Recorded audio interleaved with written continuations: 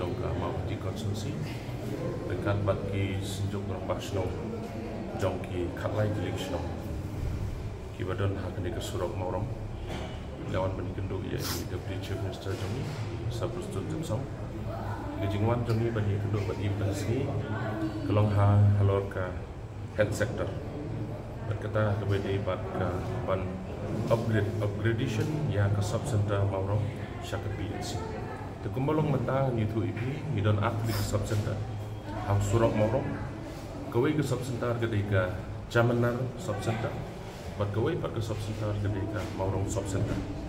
kawai ke sub center kedan ke population kemasan jantam bat kawai ke sub center ke adan ke population kumah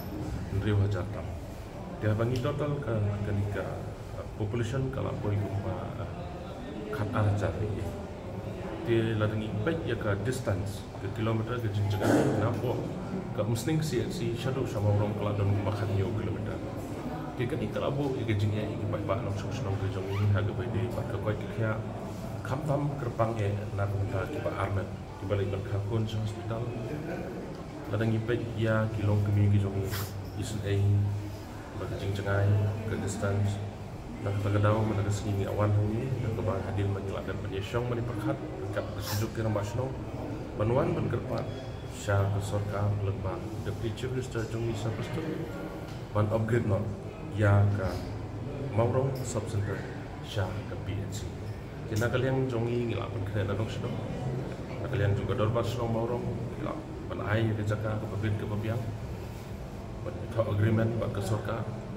kena kalian jongi abu ke cekerpat hai te ke Sultanat kalau bang nak kalian jongi Deputy Chief Minister jongi ila berpau ya ke sokya no kan ila berpau bagi semua langsung dari syahima in upgrade not ya ketika sub center BSC te nak kalian jongi ai ke play ila ai ke boring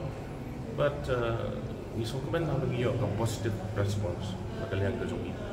pat nak kalian kejongi lai ke cikulan in ya gran bat